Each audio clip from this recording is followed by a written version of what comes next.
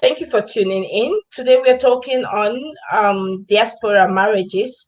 Still in our and on our conversation, we're going to be looking at the challenges with racism, and I want to remind you of the death of George Floyd. He died on the 25th of May 2020. And from that time to now, we have decided to have a continuous check.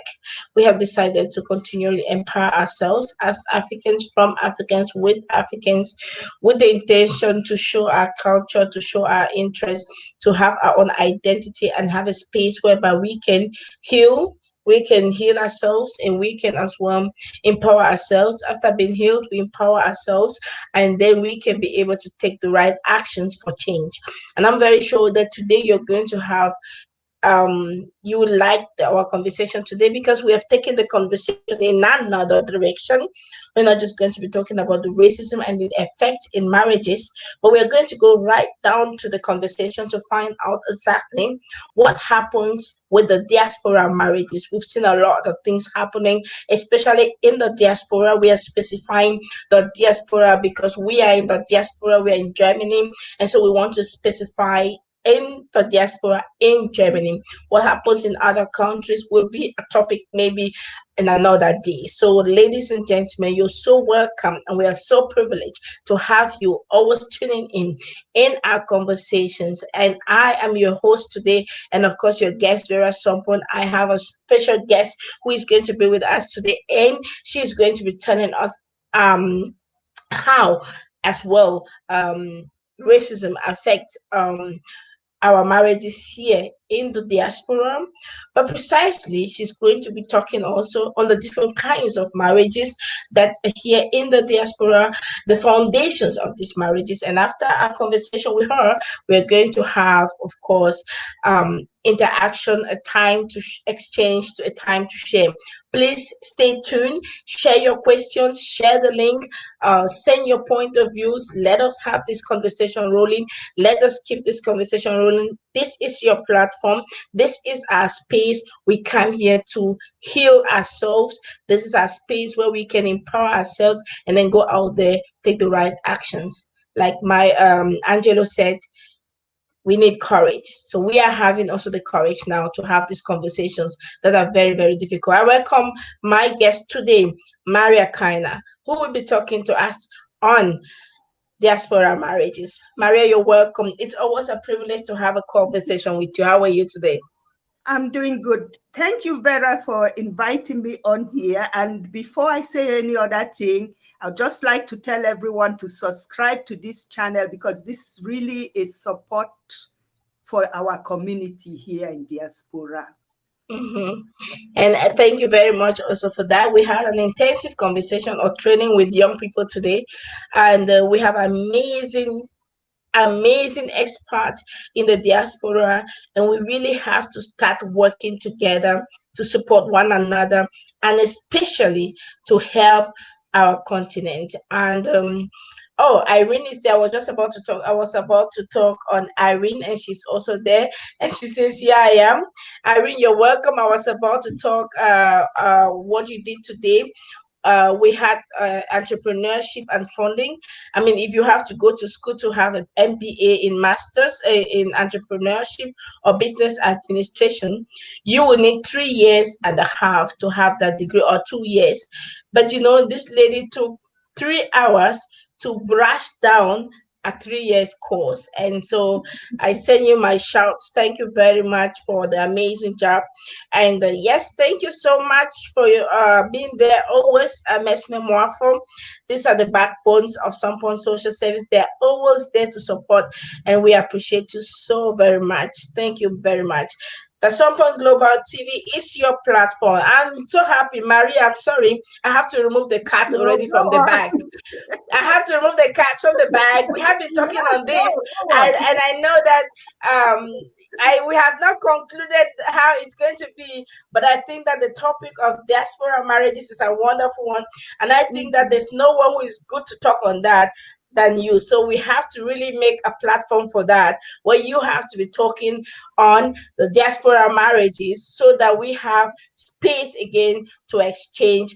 And One lady, one of our sisters in the diaspora, Maggie, if I've not forgotten her name, said weekends are good and at from 20 o'clock is good. So we have to work on that again and see how you get a show from us so that you can be able to teach the people what is it marriage. Here is your platform. Maria, you're welcome. Thank you for being my guest today.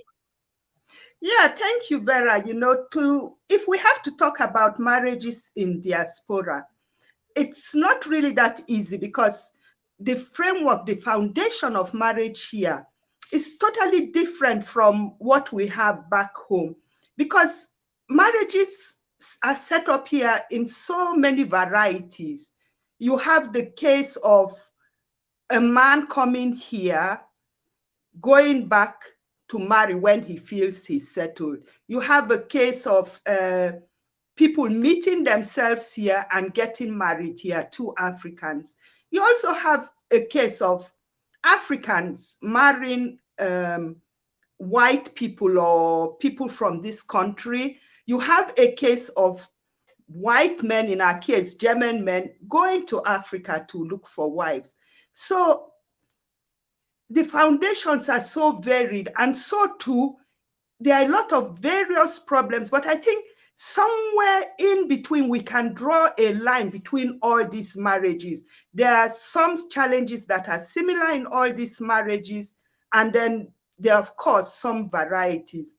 Now, let's look at how racism comes into play. Let's start with a typical, what often happens, the typical scenario of a man coming here at a young age. Why is he coming? That's where racism comes in the first place. Because of the colonial powers that we had in Africa, because of the situation in Africa, corruption, everything, we know all this has to do with racism. That's what makes him come out of his country and seek opportunities in diaspora. So already, just leaving Africa was already because of a racial situation. His country was not opportune to give him optimal opportunities. Now this man comes here, he's grinded through the system, he's frustrated, he struggles. He takes much longer to settle down and to think of marrying than he might have if he had remained back home. And when it gets to that time, he's already a bit older. Most of them are even in their mid-30s or going on to their 40s. They now go home to look for a wife. And of course, they are looking for a woman that can bear children. So it's natural they will look for a younger woman.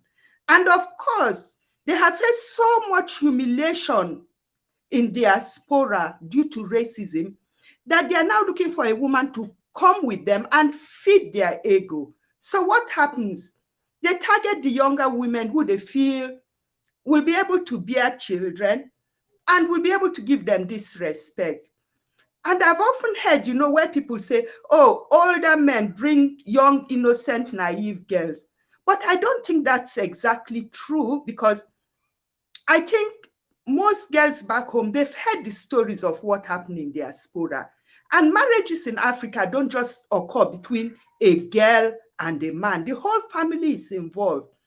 And like it or not, there are actually families that even, you know, go to pastors, prayer houses, go to native doctors and everything, praying for their daughter to be targeted by a man in diaspora.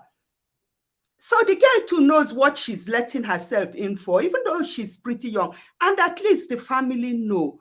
And most often when this girl is coming, she's not just coming for love, but the family also has it in back that she's now going to be a kind of money-making machine for them back home. And that's how this marriage started, on the wrong foundation. Now remember, now racism comes into play again. Why? The man does not have opportunity to get to know the woman well, because air flights to Africa are more expensive than even to other countries. When you think of how far the distance and the price you pay, air flights are expensive. Getting visa for the girl to come here is quite complicated if you are not married. So he doesn't really know the girl and jumps into the marriage, which is now a marriage of convenience, not really a marriage of, at least for the girl, maybe not even a marriage of, I want to remain in this marriage. She wants to come abroad. She wants to start making money. But what does the man want? The man wants someone to feed his ego and to have children. Then sometimes you see men here, because they have been grinded through this racist system, some of them, I think, actually believe that by marrying a white woman, they would fit more into this society, or their children will be more, look more like white people and also fit more. Then they jump into those marriages. The issue of white men going to Africa to look for women, I wouldn't really want to talk about that here, but one has to question themselves why a man would leave his country with all the women, go to Africa, which is actually a strange country, and start looking for a wife. I think that suggests that the man is looking for something that an average liberated white woman would not give him. So he's going there very often to like possess something or get some property. Of course, there's always an exception to the case, but often it is that way too. Then we have our students that meet here and get married. And sometimes you even have people that are refugees that get married. These are more like marriages we have back home, only that the social structure, the framework of getting to know each other's family is often not there. And often these marriages are also just marriages for paper or for convenience of staying in Europe. So basically, one challenge, and the biggest challenge that marriages in diaspora have, is that they are not set up on the right foundation at all. People come in with different intentions, and then it's now time for the reality. Live together, make this function, and that's where it starts getting problematic. I think that's about, enough on the foundation. Thank you so very much, Maria. It's always good, like I said, talking with you. And again, you always know how to talk on what you have to talk. Yes, you mentioned the fact that we have different foundations, and which is also the cause of the challenges in many marriages. Amongst them, you also said that, let me not use the word old, but you said real mature men go back home to get maybe young girls to get married at this point. When they come back, the intention is really not just on, really maybe it's love, but most of the time it's because they really want now somebody with whom they can produce children, have children. And these young girls also have also an intention. Most of them are already dreaming, desiring to come to Europe. And so we are now confused if this marriage is really based on a good foundation. We also have those that are here, they met here, like you said, and students, or again, someone who is here and the partner was maybe a refugee, and we are also still confused if this also is on the right foundation. My question would be, what does it look like to have a right foundation in a marriage? What is the right foundation? In the African context where we come from, marriage is just between a man and a woman. It's also between a family. Like most times, you start courting a woman, you take your time, you observe the woman. And what most people do is they investigate. They investigate the family, not just the woman, to know what kind of family does she come from. In Africa, those investigations can really go very, very far. Sometimes, you're looking, is there any sickness in the family? Is there any health issues in the family? So those investigations go far, and people find out, people ask, when you're in the same environment with a person, and you spend time with that person, you have the opportunity to study the person. But you see, when you just go home to look at a girl and you are spending a month there, she's going to polish herself out to her best. And you too, you're coming home, you've bought all the fresh clothes, looking like the Prince of Bel-Air coming back, you know? So everybody is pretending. Yeah, but a right foundation of a marriage, for a marriage, this is spend time with the person. You see the person when he goes to work, how he comes back, how he comes home sweating. You see the kind of friends he has. Yeah, you know, the that's a proper foundation of a marriage. But this is also the disadvantages we have out of our race and all these racial things that are set in place, like tickets being so expensive, visas being so difficult. So let's say you meet a young man here as a student. Maybe you would have like when I met my husband, I knew the first day I saw him, I knew, head, I would like to marry this man. But because his student visa was running out. Now we were kind of pushed into accelerating our marriage. If that wasn't the case, you see, that's also where racism comes in, and so all this denial of people staying, or at that time you didn't even get a job and stay after yours. So I would have liked to have had more time in this relationship. Same thing happens here with people who meet. You know, you meet a man, then he's deported. You are now rushing to marry, but you haven't really found out, are we really suited for each other? Yeah, so this is an amazing conversation, but you permit me ask a very intimate question. Did you meet your husband here, and how did you know he was the right one?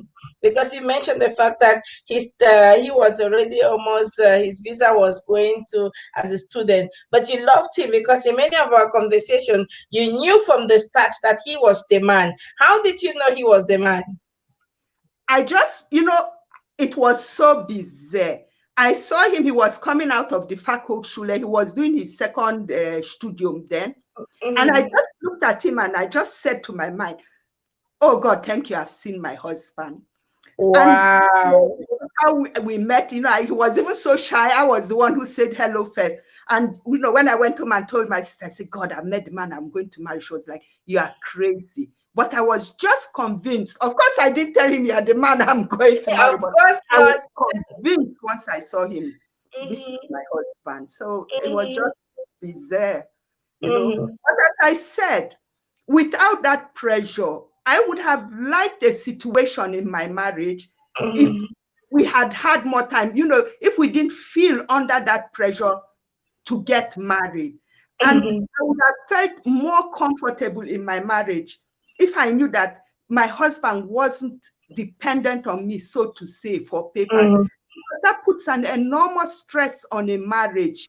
You can't, because you always think, oh, if I do this or if I say this, the man might think I'm saying or doing this because he's dependent on me. So then my husband came home and said, I've got my own befristed. I said, oh God, thank you. Now I can do and say what I like. Because it's pressure, because the man, it's normal that the other party would think that, yes, because and then it needs a lot of wisdom, to go about with this kind of situation. No wonder I think that many people say it's always good to really get somebody or to have someone that has a certain level so that you can communicate at that level, so that nothing is putting you under pressure and all that, right? Let's take that now to come back to the diaspora and the courses.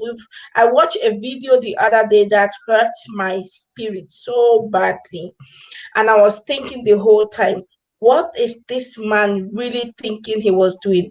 But this case was a man, so it doesn't mean that only men have these challenges. Or this particular case was a man who made a video of his wife, and they were having a kind of this kind of conversation.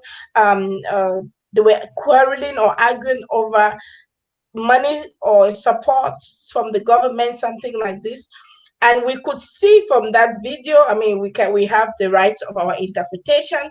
So we could see from the video that the woman just gave birth, something like that. Yes. And now the man was arguing, and then he took videos. And then I suppose that he put this video on Facebook, on the social media.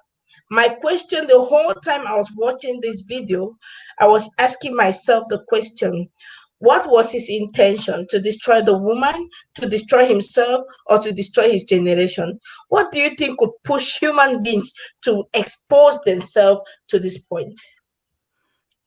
Vera, you know, when you look at that video, we really have to break this into two separate issues. Mm-hmm. The one issue is the issue of finance, which mm-hmm. is causing a lot of problem mm-hmm. in diaspora marriages. And mm-hmm. the second issue is the issue of abuse. Mm-hmm. So let's start with abuse. Abuse in marriage is becoming more rampant, not just in diaspora, also in Africa. There is a lot of abuse in marriage, and it's even ending up deadly, or you see one person injured for life.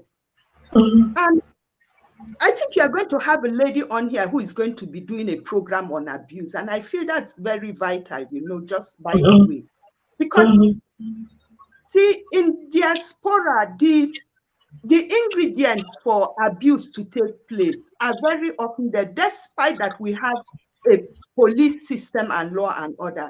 Because when you get this, you go into this marriage, you know, like in this case, let's stick to this case because there are varieties of marriage.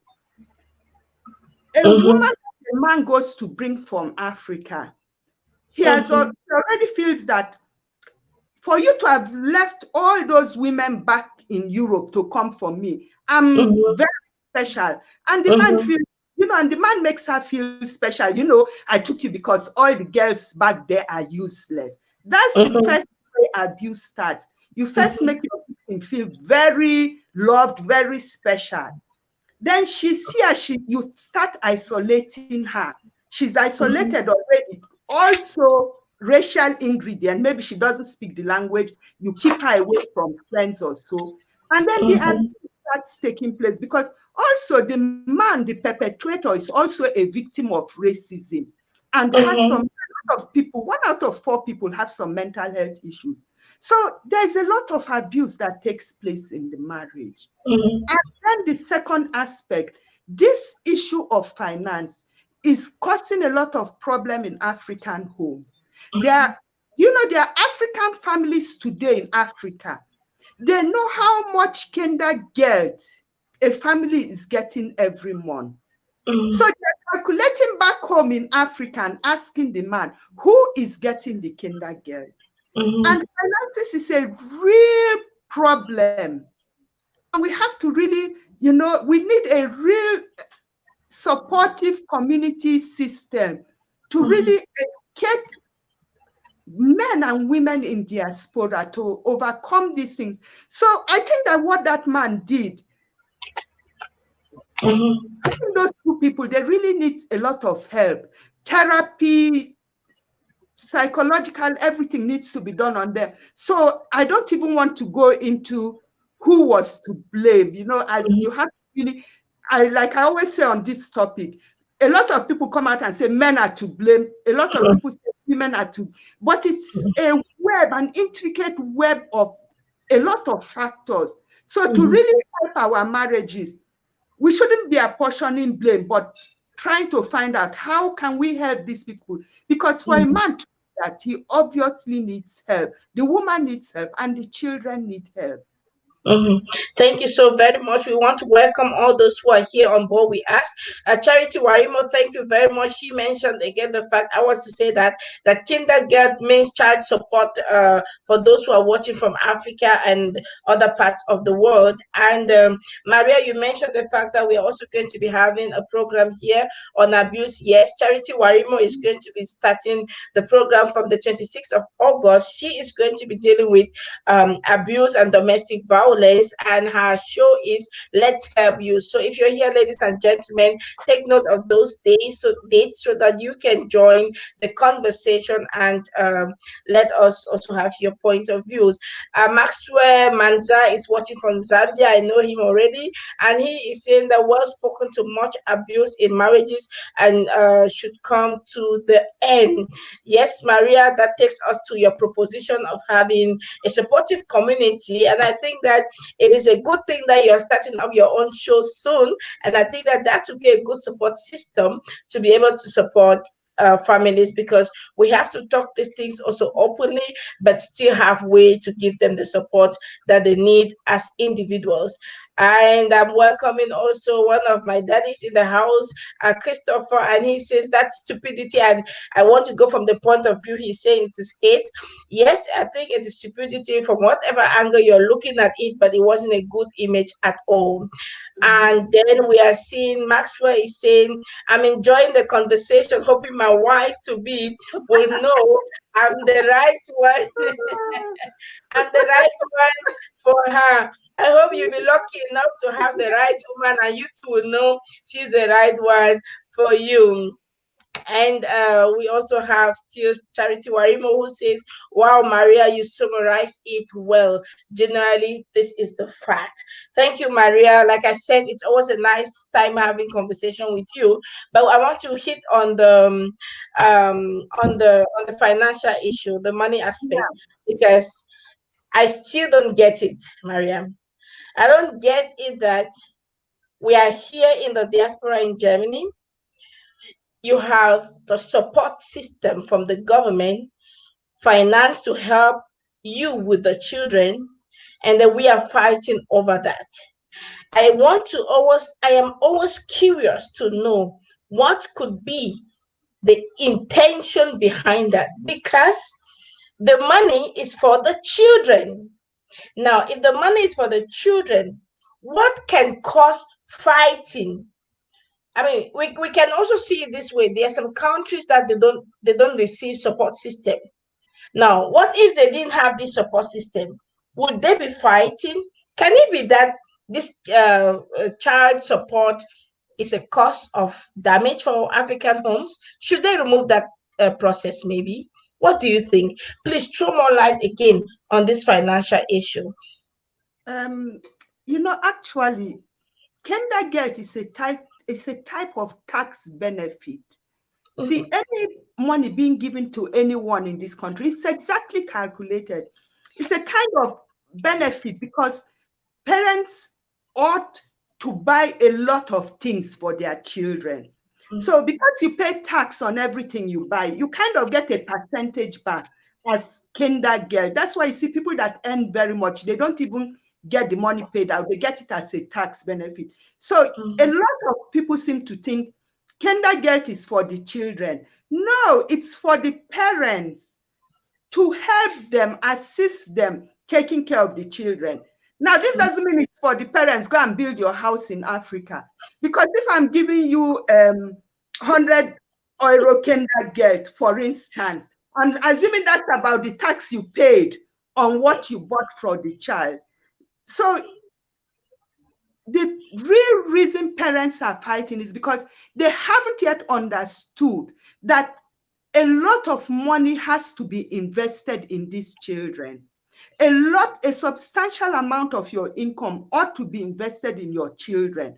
True, education is free, medical is free. But if you really invest in your child, like hobbies, extra lessons when the child needs help, buying adequate clothes, maybe going on holidays and everything, you will find that Kindergeld is nothing. Because sometimes when people say, oh, the government gives you so much Kindergeld or so, I say, for you to say that, it means you really don't know what your responsibility is towards your child. If you were really spending adequately on your child, you wouldn't feel that Kindergeld is much. Some people, they'll cramp up 4 children in a 2-bedroom flat because they don't want to pay more rent, So this fight is coming because we haven't really educated ourselves. But as long as they think that money is to be kept or to be for your business or to do something back home, you always keep fighting for it, because either I build my house or you build your house. That's what it's about. But when you know that this money is for your joint children, to secure them a happy life and a good future, do you think we'd be fighting over the money? You wouldn't. You know, there are bills to be paid with that money. So I think that this comes into play because the kindergarten is not being used for that what it is supposed to be used for. I mean, in your content, I get two things. And you're saying that it is one, lack of ignorance, and two, lack of purpose, the failure to understand the purpose of the kindergarten. Because, and this takes me to the conversation of Miles Monroe, who says, if you fail to understand the purpose of a thing, then two things happen. One, there is misuse.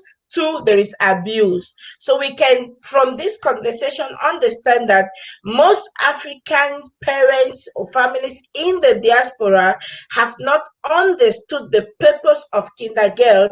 That's why they fight over it, because the purpose of kindergarten is to support you parents, give adequate support to the children by giving them extra lessons, by giving them adequate addressing, taking them for holidays and all that. And that's why we are fighting on this, also because we are ignorant, and someone defines ignorance as darkness.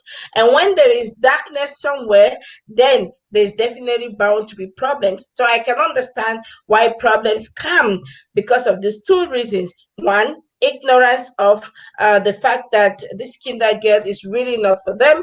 And then secondly, they failed to understand the purpose of the kindergarten. Amazing. Still, I will still stay on money because these things always get me mad.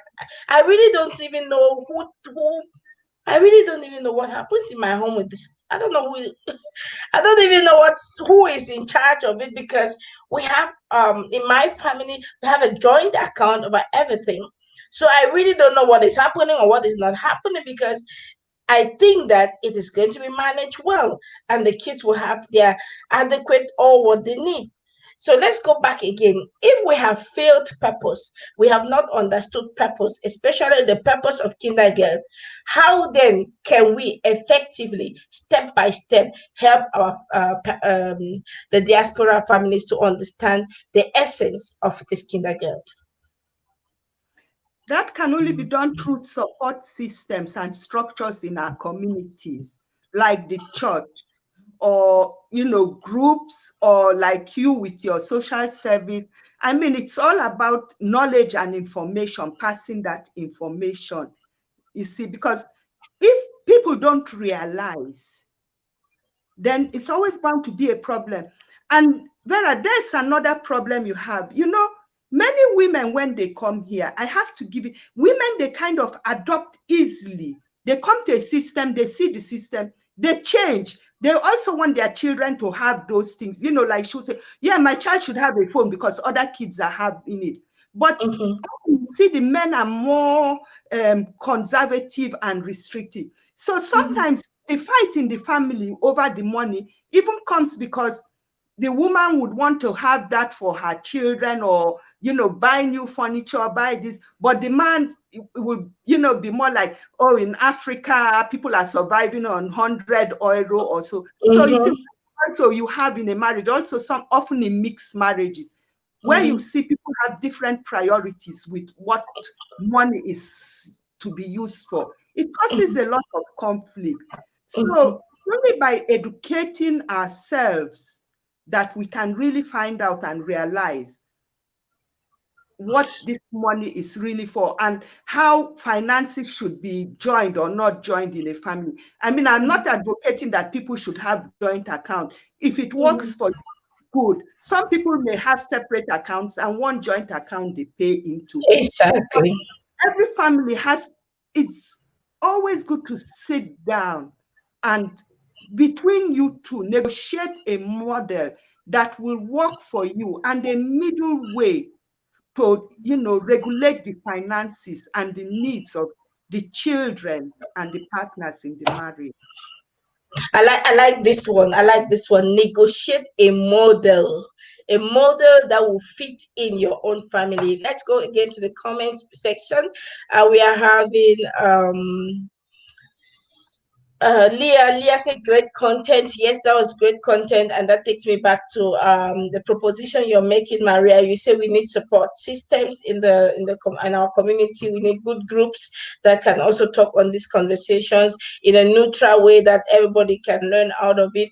And this is also reminding me again of the fact that we really have to work on the program that you have to manage, which is going to be dealing with diaspora marriages, because I think that it is a concern and that we need more of the helps and the support systems, especially people who are mature enough to give the right information, or again to pass out, transfer knowledge to the younger generation.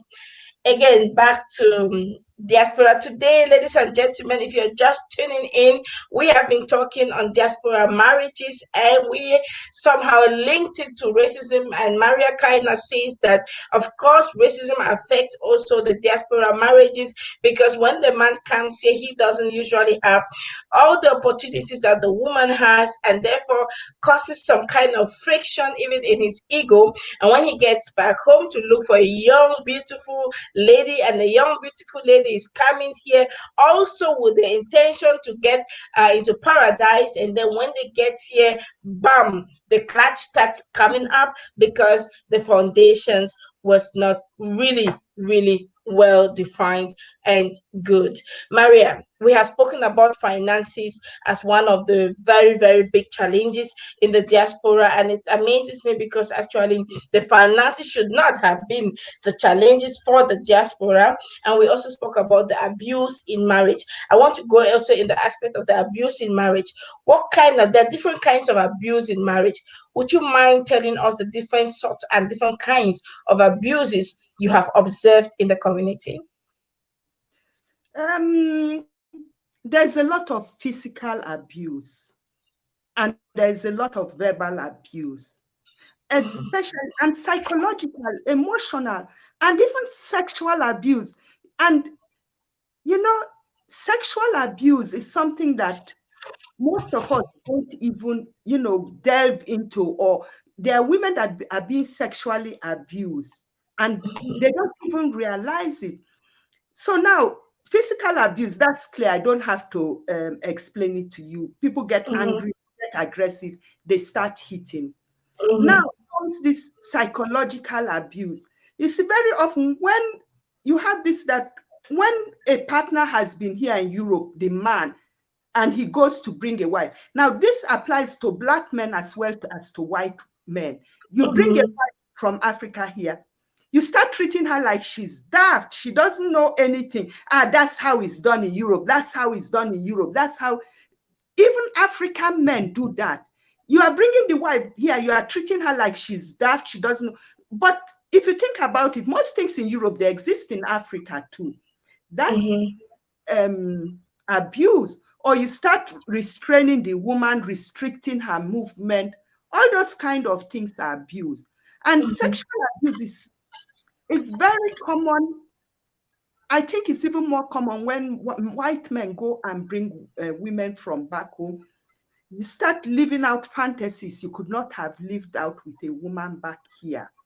So you actually brought her to live out those fantasies that you couldn't have done while you were here. It does happen in Black on Black marriages, but I think it's more frequent in when white men marry Black women, because I've heard all kinds of crazy stories what men expect out of the women, which is really sad, So there are really different types of abuse that take place. Also, women abuse men. Even so, when the woman has the, of course, if you have the power, it's easier to abuse. So when the woman has the power, like through the paper, she can wield it discreetly or wrongly. And sometimes, of course, women have more power here. That's just the truth. Because if it comes to divorce also, they will be favored, they will get the keys. So they kind of hold the men, It's like a blackmail. Either you stay on my terms or you go and you pay the maintenance. So it is this yielding of power that leads to abuse.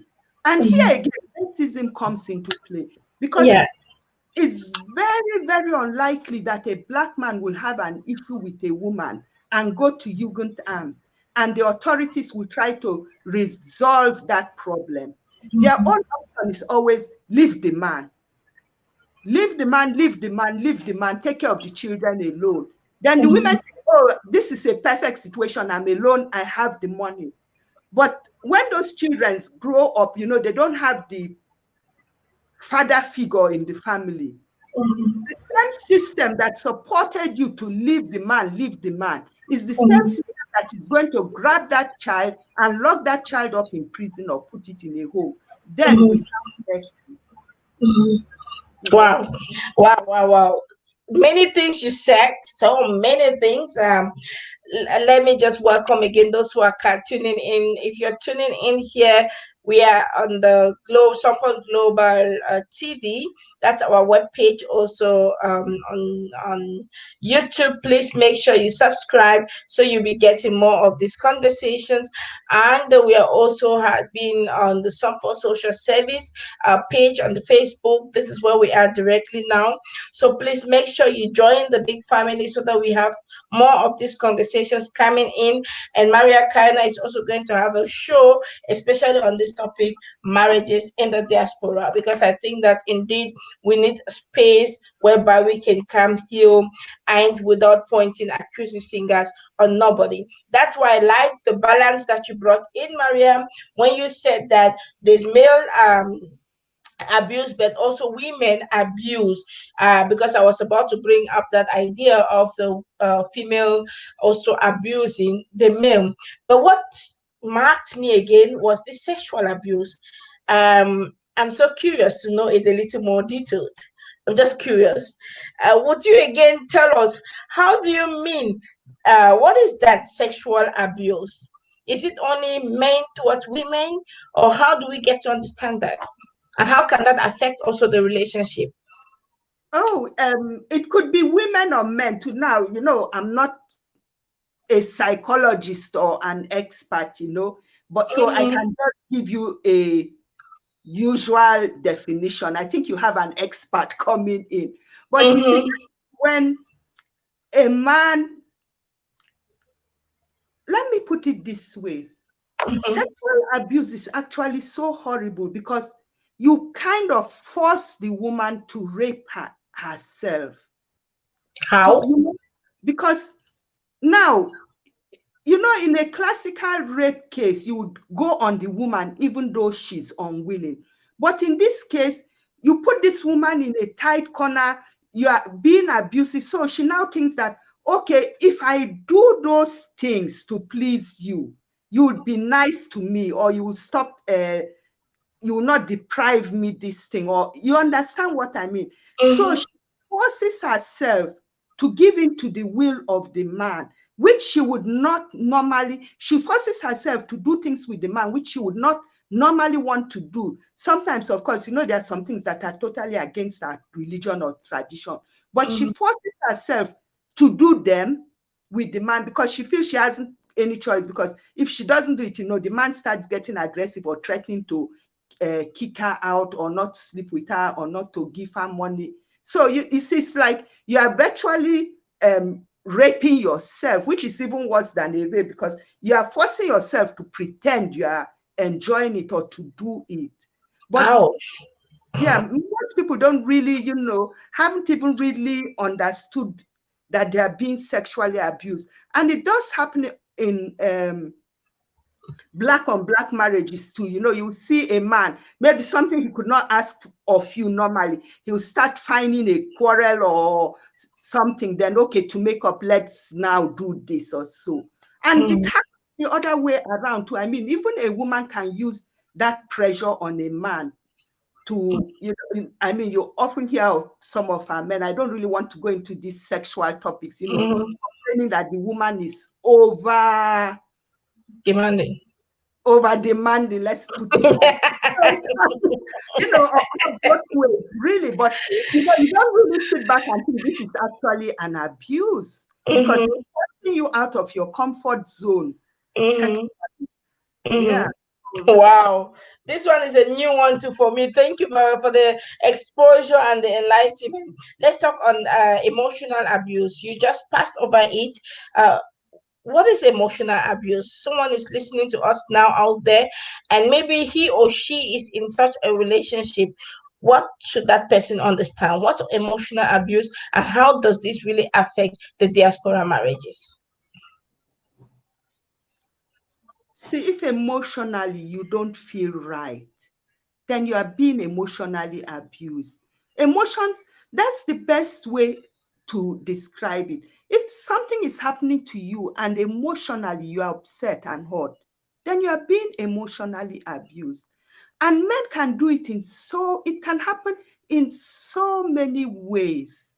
And it can happen everywhere.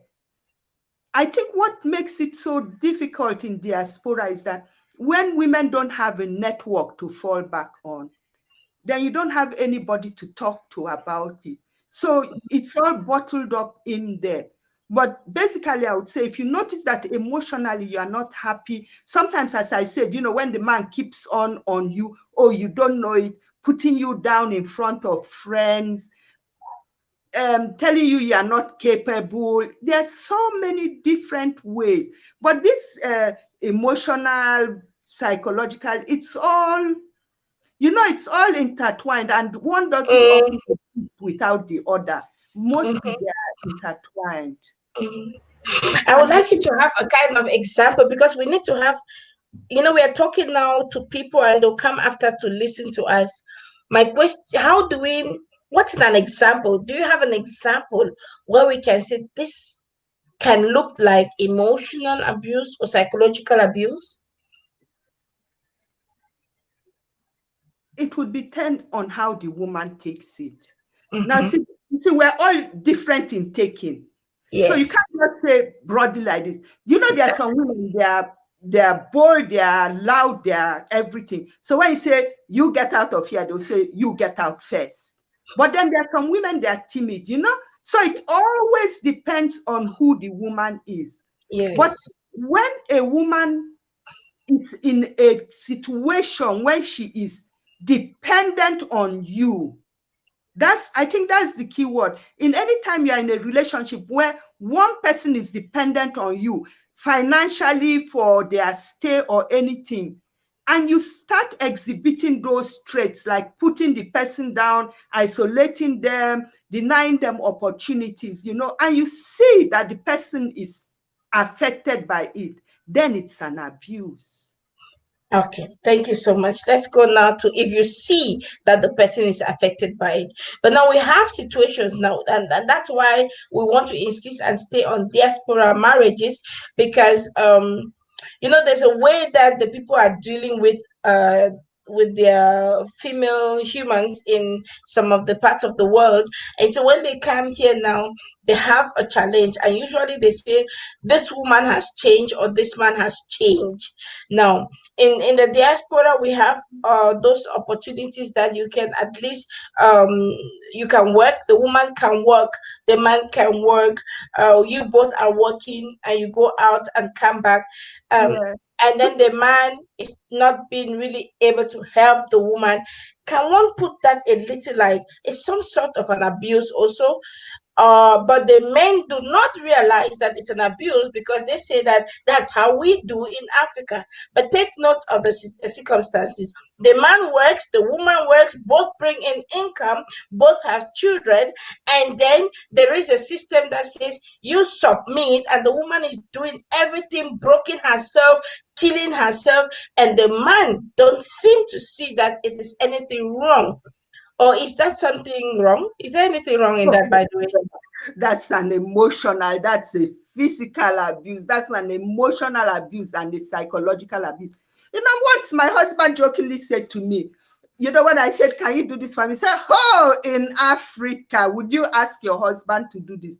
I said, my dear, in Africa, I wouldn't be giving the children a bath. I also wouldn't be washing plates because there'll be, I mean, do you see a woman of my age washing dishes in Africa? Let's be real, you know.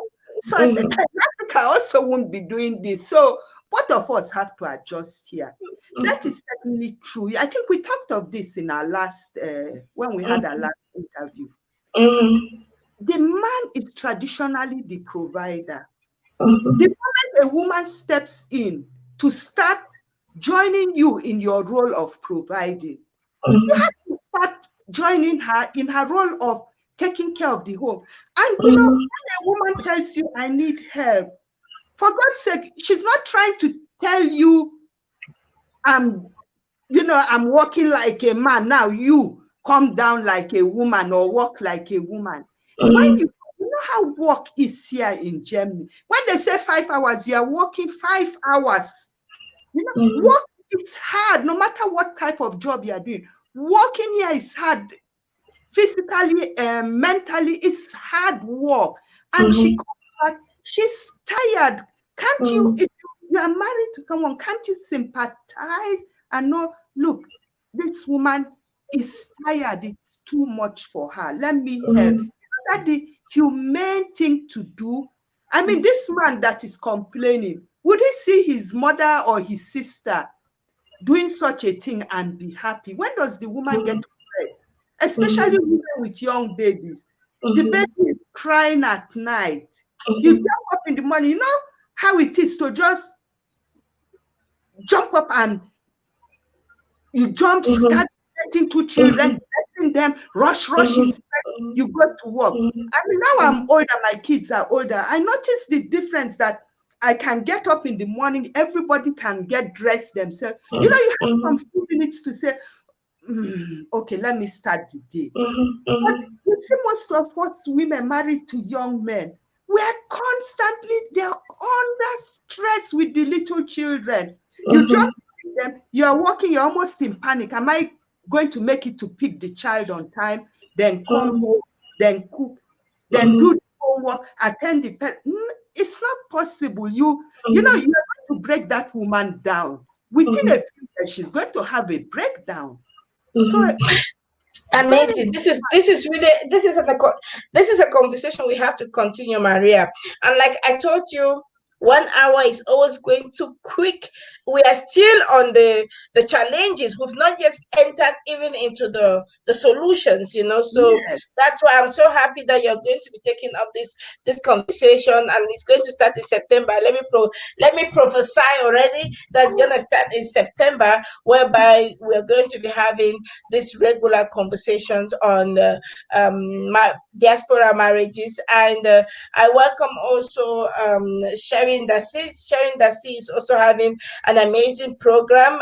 She calls that Men Excel, and the intention of Sharon Dasi with Men Excel is to support men to come out to understand exactly what we are talking, because I think that there is a lot of empowerment for women going on and very less of empowerment for men going on to understand what it really means to be a man, because I think that we have mistaken the meaning of being a man and manhood, because a man for me is not the one that let the woman do everything, make the woman feels like a slave. A real man is a king, will not allow the queen to behave, to go through all these pains. And so she takes that assignment to help men and the young boys. And this is your take home today. Charity Warimo says both of you are fantastic. Open discussion. Thank you so much, Charity Warimo. Then we have Generous Duchess Chawes, who says that kudos to you both. This is also for you, Maria. Thank you for the amazing job that you are doing. Before I forget, I also almost forgot that you are having a channel, a YouTube channel. Would you mind talking a little about the YouTube channel? The last video you spoke on was also on diaspora marriages, and that takes me, we're coming now to the solutions. What can we do to help these marriages, and using also your platform on the YouTube? Yes, Vera, the platform is something I just started recently. You know, Corona has made everybody innovative. You know, to give my little tips, my experiences I've made over the years, perhaps it can reach out to someone and help them. That's the main purpose of the What's channel. the name of your channel? I think it is AfriTrends. Yeah, in diaspora. So Okay. for anyone that would like to look on there, I'll try to be putting in new inputs. Please make sure you put the new inputs regularly so that the people can check. And we have Philip Miyongi who says that I will check her YouTube channel. Do that, Philip, and make sure that you push forward into other people so that we can learn from one another. Maria, you were saying something about the solutions. We have 5 more minutes to go. Yes, so we couldn't possibly discuss all the solutions, but we need to network. You know, we need to make use of our communities.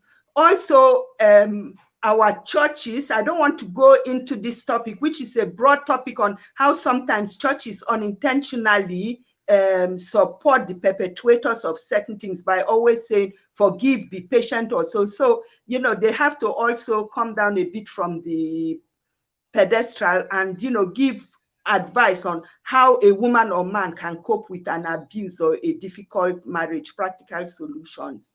And something that can work for every woman.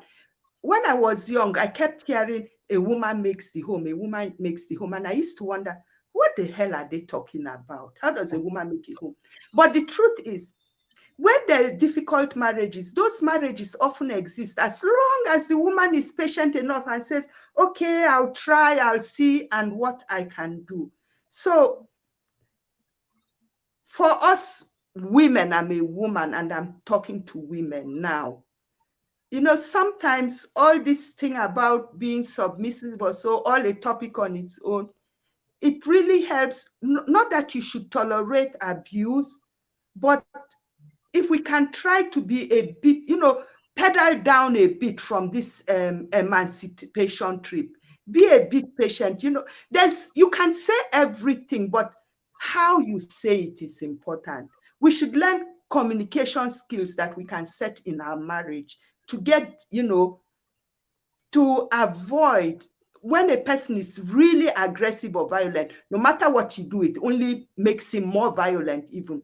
But there are a lot of cases too where with proper communication, a bit of mutual respect or so, a lot of problems can be ironed out. And that's what I would like to give every woman and man along here, a bit of respect.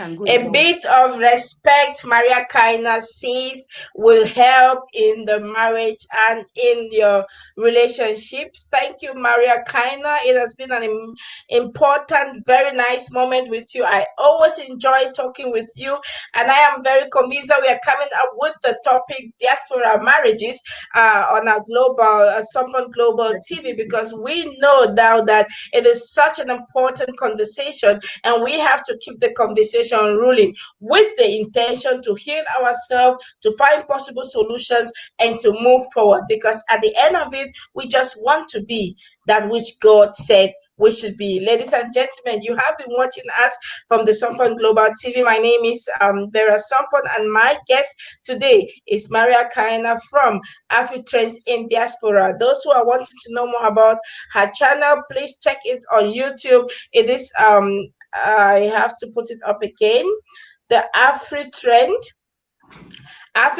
in Diaspora. Please check it out, and then let us meet again next time. We're having another conversation, and then from September, be expecting the marriage conversations here with Maria Kaina. Of course, I will not want to go without thanking also the moderator, Charity Warimo. She is moderating on Let's Help You, and her topic is on abuse. Ladies and gentlemen, thank you for being here. It's always a nice thing to have this platform and to share with you. Make sure you share our pages and join us in our next conversation. Maria, have a nice evening, and let's meet shortly. Thank you. Thank you.